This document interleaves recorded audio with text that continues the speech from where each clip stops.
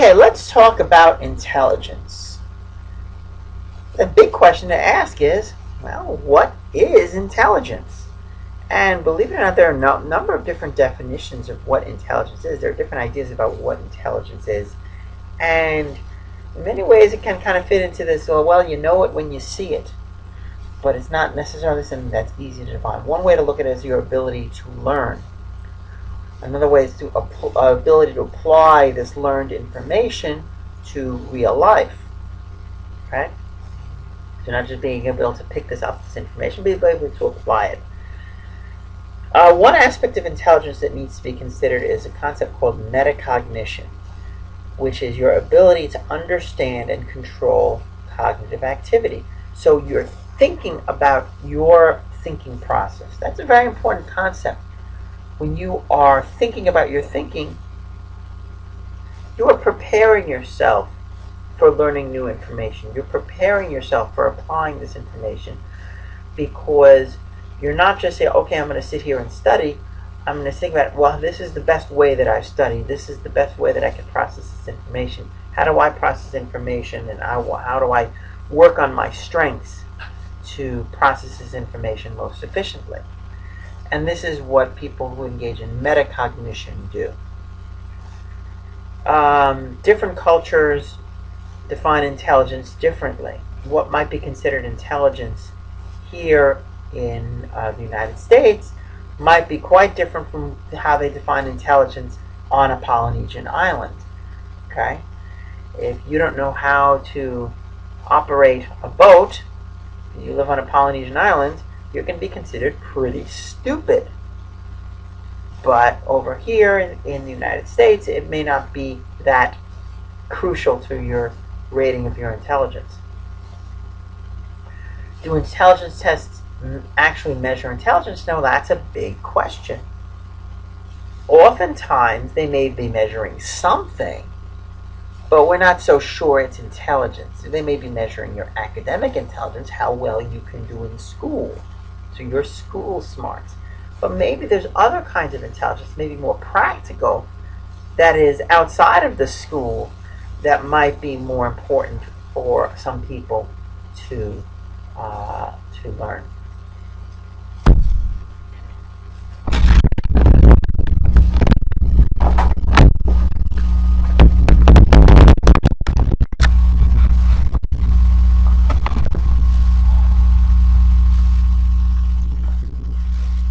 There are a number of different theories of intelligence. One particular theory is Spearman's G, that refers to Spearman's two-factor theory. Argues that we have like a general intelligence that can be measured and that can be assessed, that we have. And you may have some specific skills that may make you strong in some areas, weaker in others. But basically, you can look at your intelligence kind of like a general factor of intelligence. That's that G factor. And in other words, if you are smart, if you have a high level of intelligence, your G factor is going to be correlated with all of these S factors, all of these specific areas of functioning. You may be stronger in some than in others, but overall your general intelligence should correlate with all of them.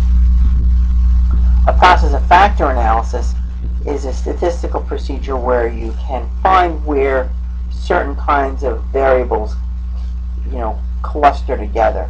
So that's how you might determine these particular S factors, particular skills. But there is nevertheless one general big factor, which essentially says you either have high intelligence or moderate intelligence or low intelligence.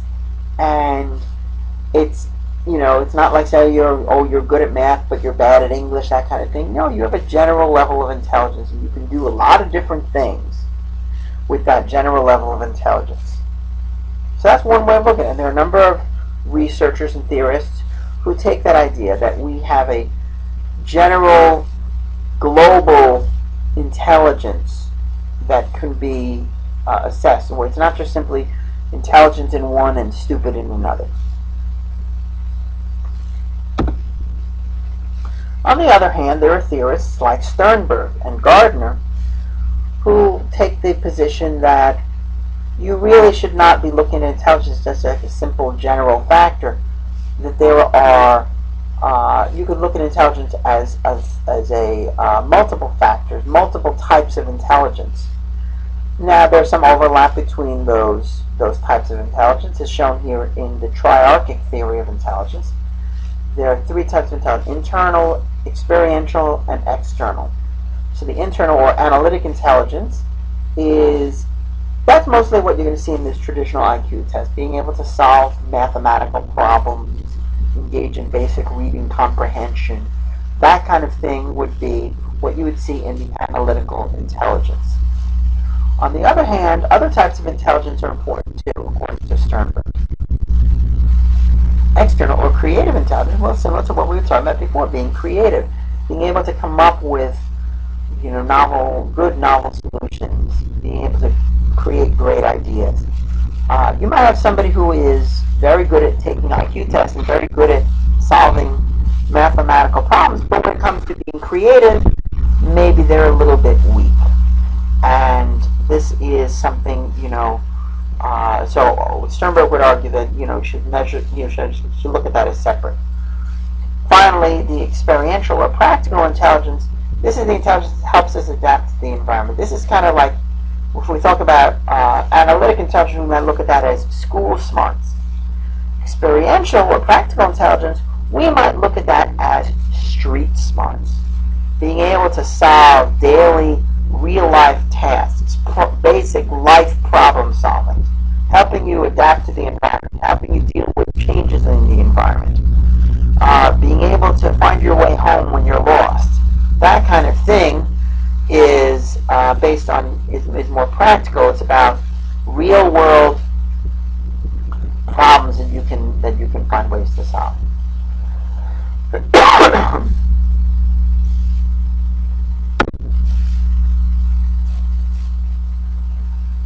Another theorist on intelligence is Gardner, and Gardner's frames of mind are multiple intelligences. And according to Gardner, there are these 8 types of intelligence. He even talks about a 9th one, existential intelligence, which is the ability to think about the question of life and death and existence. So according to Gardner, he really specifies these particular types of intelligence. And we often don't necessarily think of some of these as intelligences. More likely we might think of them as skills, like musical. Or we might think of the musical as a talent or skill. And we don't necessarily think of it as an intelligence necessarily, but Gardner would say that it is. So you have linguistic intelligence, which is essentially being able to manipulate language, such as a poet would be an exemplar of somebody who would be good at linguistic intelligence. Logical mathematical intelligence is with would be like somebody who can solve mathematical problems. Would be a great scientist. Would be a good exemplar of logical mathematical intelligence. Musical intelligence, being able to play or write music, would certainly be considered someone who has a high degree of musical intelligence. Spatial intelligence involves being able to use the environment around you, being able to create things to fit into particular spaces here. So Pablo Picasso, being a great artist and a sculptor, might fit in with spatial intelligence. Also might be someone who might be an architect, should be great at spatial intelligence. Bodily kinesthetic intelligence, a dancer would fit into that category. So bodily kinesthetic intelligence, that's kind of the intelligence involved around using your body and knowing how to use your body and knowing where your body parts are and so on. Think back to the sensation and perception chapter. Being able to perceive, your balance and whatnot. Well, maybe someone with a great deal of bodily kinesthetic intelligence has a great deal of ability when it comes to those particular senses. The interpersonal intelligence involves kind of knowing yourself and understanding yourself. So, being introspective, someone who can look inward at themselves. Well, Sigmund Freud talks about that as well, like delving into your unconscious. Well, that would be interpersonal, knowing yourself.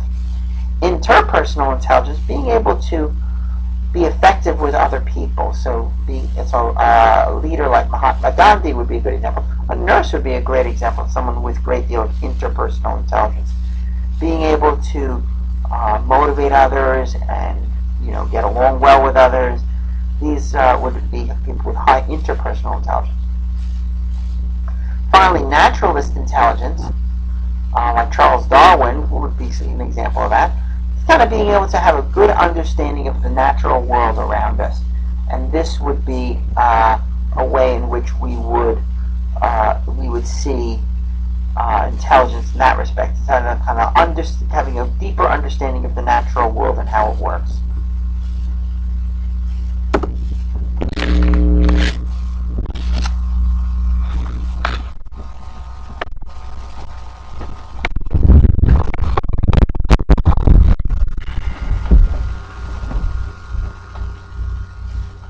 Okay, let's talk about another form of intelligence that's been researched, and that's emotional intelligence.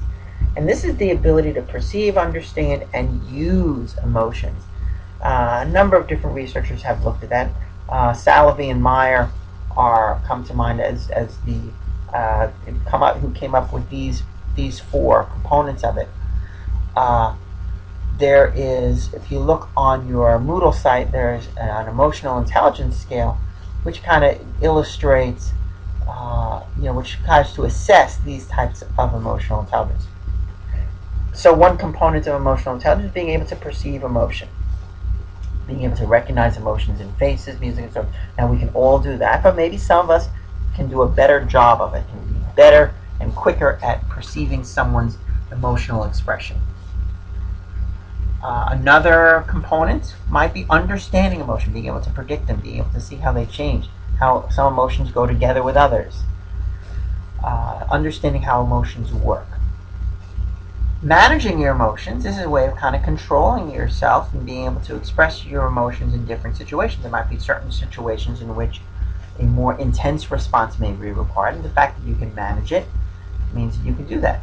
Finally, using emotions is being able to call on your emotions, let's say, to be able to do different things, to adapt, to be creative.